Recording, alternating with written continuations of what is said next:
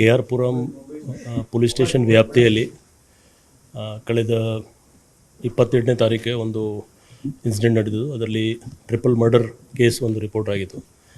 ಆ ಕೇಸಲ್ಲಿ joint commissioner East ಮತ್ತು DCP ವೈಟ್ಫೀಲ್ಡ್ ಅವ್ರ ನೇತೃತ್ವದಲ್ಲಿ ಹಲವಾರು ಟೀಮ್ಸ್ ನಾವು ರಚನೆ ಮಾಡಿ, ಮೊದಲೇ 6 ಟೀಮ್, ನಂತರ 10 ಟೀಮ್ ರಚನೆ ಮಾಡಿ ಸದ್ಯಕ್ಕೆ 2 ಜನಗೆ ನಾವು ವಶಕ್ಕೆ ತಗೊಂಡಿದ್ದೀವಿ. ಮೊನ್ನೆ 24ನೇ ತಾರೀಕೆ 24ನೇ ತಾರೀಕೆ ಒಬ್ಬ ಲೇಡಿ ಅಕ್ಯೂಸ್ಡ್ಗೆ ನಾವು ಅರೆಸ್ಟ್ ಮಾಡಿದ್ದೀವಿ, ಅಲೆಜ್ ಅಕ್ಯೂಸ್ಡ್. ಇನ್ನೊಬ್ಬ ನಿನ್ನೆ ಅವರು ಅರೆಸ್ಟ್ ಆಗಿದ್ದರು. ಇವರಿಬ್ಬರು ಇಲ್ಲಿಂದ ಇನ್ಸಿಡೆಂಟ್ ಆದಮೇಲೆ ನಮ್ಮ ಟೆಕ್ನಿಕಲ್ ಮಾಹಿತಿದ ಆಧಾರ ಮೇಲೆ ಮತ್ತು ಬೇರೆ ಬೇರೆ ಸೋರ್ಸಸ್ಸಿಂದ, ಇಂಟೆಲಿಜೆನ್ಸ್ ಇನ್ಪುಟ್ಸಿಂದ ನಮ್ಮ ಪೊಲೀಸವರು ಒಳ್ಳೆಯ ಕೆಲಸ ಮಾಡಿ, ಯಾಕೆಂದರೆ ಅವ್ರು ಯಾವುದೂ ಮೊಬೈಲ್ ಯೂಸ್ ಮಾಡ್ತಿಲ್ಲ, ಯಾರು ಸಂಪರ್ಕದಲ್ಲಿ ಇರಲಿಲ್ಲ.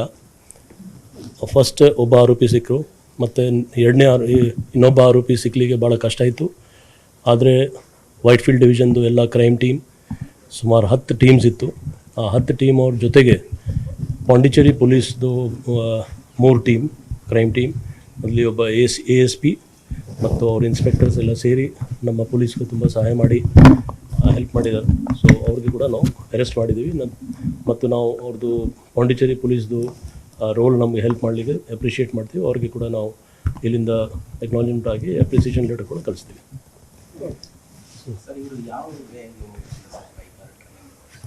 ಈಗ ಅರ್ಲಿ ಸ್ಟೇಜ್ ಇದೆ ಇನ್ವೆಸ್ಟಿಗೇಷನ್ದು, ಅದನ್ನು ನಾವು ನೋಡ್ಕೊಳ್ತೀವಿ. ಅವ್ರು ಹೇಳಿದ ಪ್ರಕಾರ ಪದೇ ವರ್ಷನ್ಸ್ ಚೇಂಜ್ ಆಗ್ತಾಯಿದೆ. ಸೊ ಅವ್ರಿಗೆ ಏನು ಹೇಳ್ತಾರೆ ಆ ತಕ್ಕಂತೆ ಮೆಟೀರಿಯಲ್ ಎವಿಡೆನ್ಸಸ್, ಸರ್ಕಮ್ಸ್ಟೆನ್ಷಿಯಲ್ ಎವಿಡೆನ್ಸಸ್ ನಾವು ವೆರಿಫೈ ಮಾಡ್ತೀವಿ. ಆದರೆ ನಮ್ಮದು ವಿನಂತಿ ಅಂದರೆ, ಇದು ಭಾಳ ಸೆನ್ಸಿಟಿವ್ ಕೇಸ್ ಇದೆ. ಯಾವ ಥರದ್ದು ಊಹಾಪೋಹ, ರೂಮರ್ಸ್ ಬಗ್ಗೆ ತಾವು ಸೋಷಿಯಲ್ ಮೀಡಿಯಾದಲ್ಲಿ ಇಲ್ಲಿ ಪ್ರೆಸ್ ಮುಖಾಂತರ ಹೇಳಿದರೆ ತಪ್ಪಾಗುತ್ತೆ.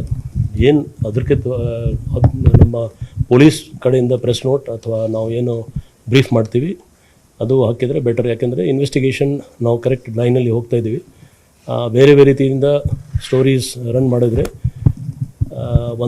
ಅದು ಇಲ್ಲೀಗಲ್ ಕೂಡ ಇದೆ, ಎರಡನೇದು ಇನ್ವೆಸ್ಟಿಗೇಷನ್ ಕೂಡ ಎಫೆಕ್ಟ್ ಆಗುತ್ತೆ. ಇಷ್ಟು ಬೇಗ ನಾನು ನಿಮ್ಗೆ ಹೇಳಿದ್ರೆ ಇಷ್ಟು ಬೇಗ ಗೊತ್ತಾಗಲ್ಲ. ನಾವು ಅದನ್ನು ಹೇಳ್ತೀವಿ, ಡೀಟೇಲ್ಸ್ ಎಲ್ಲ ಹೇಳ್ತೀವಿ. ಸದ್ಯಕ್ಕೆ ಅವರು ಆರೋಪಿ ಸಿಗಬೇಕು ಅಂತ ನಮ್ಮದು ಮೇನ್ ಗುರಿ ಇತ್ತು. ಇವರಿಬ್ಬರು ಸಿಕ್ಕಿದ್ದಾರೆ. ಅವರು ಇಂಟ್ರೋಗೇಟ್ ಮಾಡುವಾಗ ಇನ್ನೂ ಇದ್ದರೆ ಅವ್ರಿಗೆ ಕೂಡ ನಾವು ಪಿಕಪ್ ಮಾಡಬೇಕಾಗತ್ತೆ.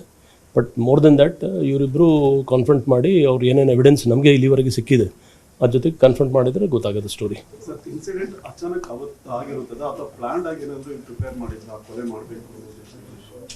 ಅಲ್ಲ, ಅದು ಒಂದು ಭಾಳ ಇಂಪಾರ್ಟೆಂಟ್ ಆಸ್ಪೆಕ್ಟ್ ಇದೆ ಇನ್ವೆಸ್ಟಿಗೇಷನ್ದು. ಸೊ ಅದಕ್ಕೆ ಬಹಿರಂಗವಾಗಿ ಇಲ್ಲಿ ಹೇಳಲಿಕ್ಕೆ ಆಗಲ್ಲ. ನಾವು ಎವಿಡೆನ್ಸಸ್ ಕಲೆಕ್ಟ್ ಮಾಡ್ತಾ ಇದ್ದೀವಿ, ಮಾಡಿದ ಮೇಲೆ ನಿಮ್ಗೆ ಹೇಳ್ತೀವಿ. ನಿರ್ಭೀತ, ನಿಷ್ಪಕ್ಷಪಾತ, ವಿಶ್ವಾಸಾರ್ಹ ಸುದ್ದಿಗಳಿಗೆ ಮತ್ತೊಂದು ಹೆಸರಾಗಿರುವ News18 ಕನ್ನಡ ಈಗ ಆಪ್ನಲ್ಲೂ ಲಭ್ಯವಿದೆ. ದಯವಿಟ್ಟು ಇಲ್ಲಿರುವ QR ಕೋಡ್ ಅನ್ನು ಸ್ಕ್ಯಾನ್ ಮಾಡಿಕೊಂಡು ಆಪ್ ಡೌನ್ಲೋಡ್ ಮಾಡೋದಕ್ಕೆ ಮರಿಬೇಡಿ. ನಿಮ್ಮ ಬೆಂಬಲ ಹೀಗೆ ಸದಾ ನಮ್ಮೊಂದಿಗಿರಲಿ. ಧನ್ಯವಾದ.